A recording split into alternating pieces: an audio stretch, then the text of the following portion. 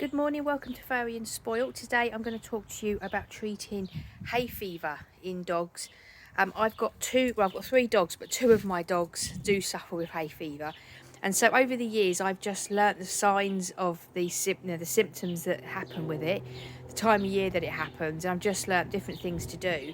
And I will go through with you the things that I do. And it means that then through the whole season they don't have any symptoms at all, because what I do over the years is just stops all of those symptoms, and so they don't suffer, because it can be pretty rough, hay fever on dogs. And so I'll tell you what I do. So this is Harry. He is 6 now, and he's had hay fever every spring his whole life. And I know the signs as soon as it gets to this time of year, and that's the tree pollen, which is what his problem is. He starts sneezing. He doesn't really get itchy because I don't let it get to that point, but he just sneezes and sneezes and sneezes a lot. And that's my sign that the allergies are kicking in.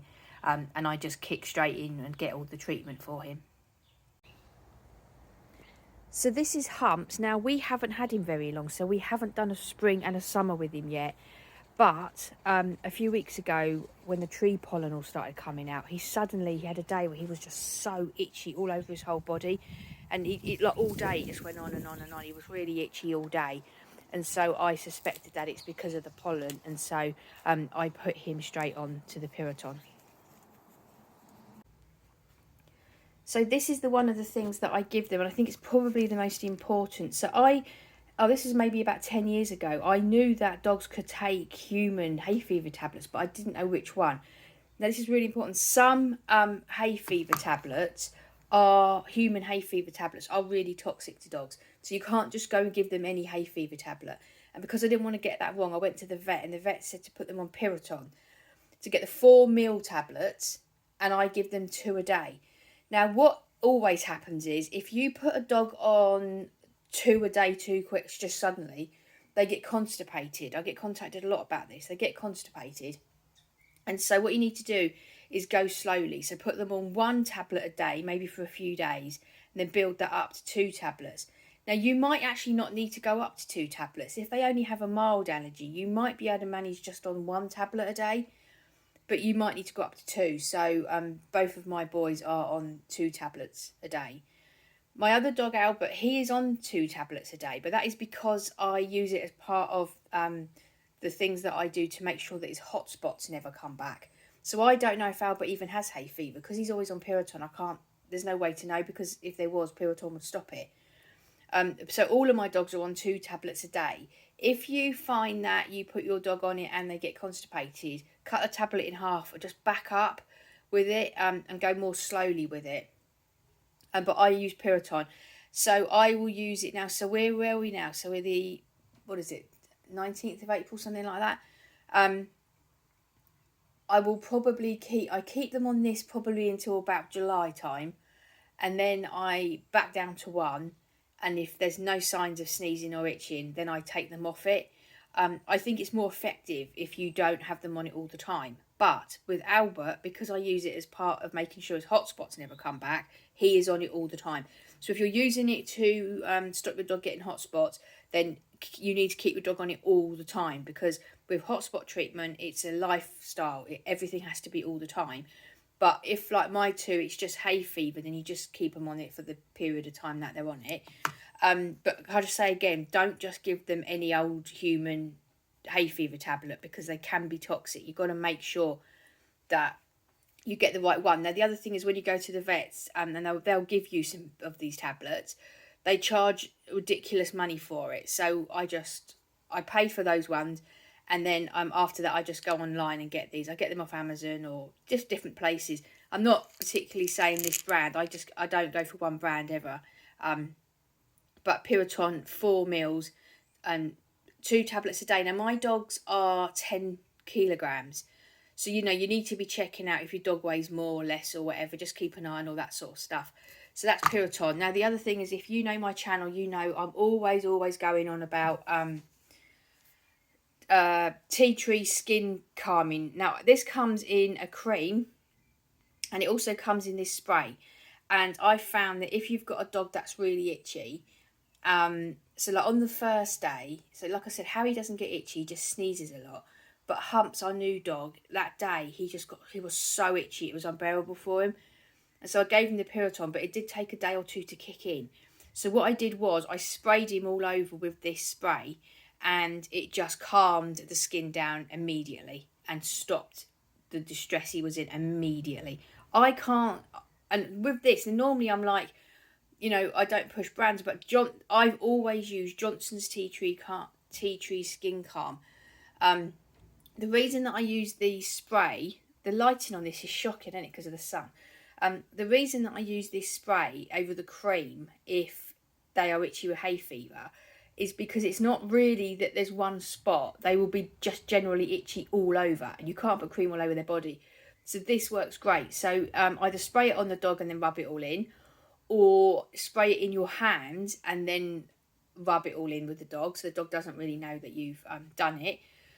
Or if the dog really doesn't like the smell of it, because it does smell quite strong, but it's brilliant. It's absolutely brilliant stuff. What I did with Humps was I wiped some peanut butter or paste or whatever all over the kitchen, one of the kitchen cabinet doors, and while he was licking it off, I sprayed him all over with it, and it instantly stopped the itching. And he was having all morning, he'd been itching and he couldn't settle with it, and I knew it was hay fever, and so I just sprayed him with that and then put him on the Piriton. Couple of days he's all done, absolutely no problems at all. If you ever find that your dog has scratched himself and you do actually have an actual individual wound, then the cream version of this is absolutely fabulous. The other thing is coconut oil. Now, I first came across coconut oil again on my adventures of finding out how to stop hot spots. But if you've got a dog that's got hay fever, this is brilliant to just give them through the period of time. And it's anti-inflammatory, antifungal and antibacterial. Coconut oil is absolutely brilliant for any itchy conditions, any itchy skin conditions. And I always get the organic one. And I just get this when I do my shopping, and it isn't expensive. I think someone left me a message in comments saying something about, was it B&M you could get it really cheap? I'm not sure, but have a look in comments. It would have been a hotspot video, or use coconut for hotspots or something like that. But it's not expensive, and it's so rock hard that this lasts for ages, absolutely ages. What I do is, with Albert, he has hotspot. He doesn't. I've sorted it, but it's a long story. But to make sure his hotspots never come back, he has this every single day. When the boys are first suffering with hay fever, I will give them some then just to calm it all down. But the problem you've got to watch with this is that it's coconut oil, it's pure fat. And so you've got to make sure that if you've got a dog that has a tendency to be a bit fat, that he doesn't have too much. And I just get a little spoon and just put a little bit on the tip of the spoon and give it to them. And that is absolutely brilliant. And the other thing I do, just generally, just to keep the dog's skin in good condition, is I give them a spoonful of salmon every day. And this, again, is just human grade. I just get it from when I do my shopping. Just a tin of salmon. And I just give them a tiny little spoon of that every day. And the salmon oil in it does wonders for dog skin. Really, really brilliant. So with dogs, it's exactly the same as it is with ours. It's quite straightforward. They just have allergic reaction to the pollen. But the things that you need to look out for is that, so there'll be different kinds of pollen. So you have tree pollen, then you have grass pollen, and then you have weed pollen. So it could happen at any point. So just because it doesn't happen, say, in the spring, so like now we're at the end of April, just because it doesn't happen in the spring doesn't mean that it's not an allergy, because it could be later on in the summer when all the weed pollen comes out. So with my dogs, it's always been tree pollen, which is the beginning, so around this time, the end of April. But for your dog, it might be that it kicks in around June, July time, which is when the weeds all come out and the weed grasses, and they could be allergic to that pollen. It could happen in the middle of the summer, sort of May, June time, and it could be that they're just allergic to grass pollen. So don't think just because it hasn't happened at the beginning of the spring that it isn't hay fever, because it could happen at any point through the spring summer period. So when we've been out on walks, obviously that is a time when they could really get covered in pollen, especially if you're walking on grass and through woods and places where, well, anywhere really, it doesn't really matter, there could be pollen anywhere. And so what I do is when we get back from our walks, I wipe them down with either a wet flannel or a baby wipe.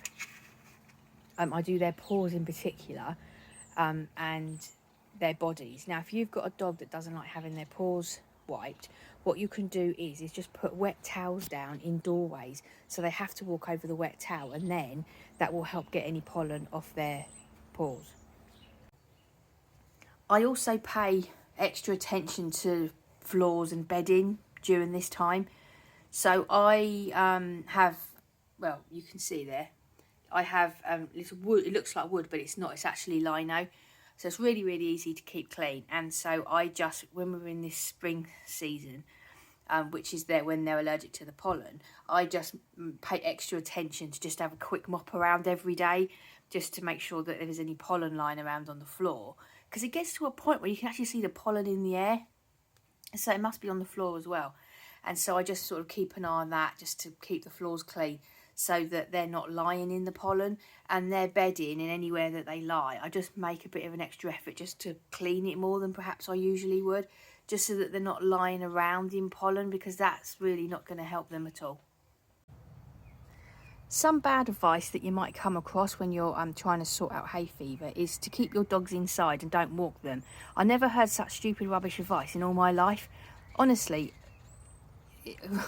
it's really stupid advice. Not walking your dogs is cruel. It's that straightforward, and you don't need to stop walking your dogs. You just need to put other things in place.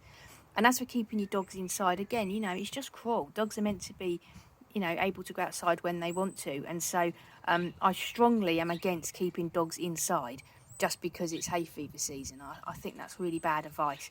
Let them get outside and enjoy life. Like I said, you know, 2 of my dogs have got hay fever, and they have a great life. Nothing's restricted or stopped, and because I put all those things into place, and you wouldn't even know they had it. There's no symptoms at all throughout the whole season now. So yeah, please don't listen to that stupid advice. Right, so that's it. We're finished with my little Albert.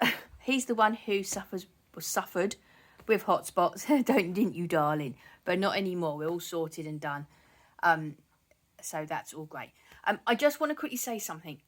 Right, this is really important. Please listen to this, because it annoys me so much that I have to say this, but I do. Please, will you be aware that I will never ask you for money.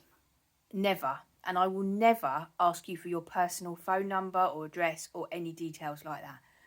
There are scams going on, and basically anybody who's on YouTube or on social media, there are people pretending to be them and going and asking for money, and it's disgusting. It's absolutely disgusting, because it's really harming rescue centres that genuinely do need money. So the way to keep an eye on this is across all of my social media, so TikTok, Twitter, Instagram, and on here, I am Furry and Spoilt. There's nothing else. There's no numbers, there's no underscores, it's nothing. It's just Furry and Spoilt. So if anybody contacts you and it's anything other than that, please, please, please be aware. But also, they're clever, these people. They can make it look like it's Furry and Spoilt, but it's not. So please remember, I will never ask you for money, and I will never ask you for your personal details. And like I said, I'm on all the social medias, and please come over and say hello. I love talking to you about your dogs. And if you've got any questions at all about hay fever, will you please pop them into comments. So thank you very much for watching. Have a great day, and I'll see you in the next video. Bye-bye.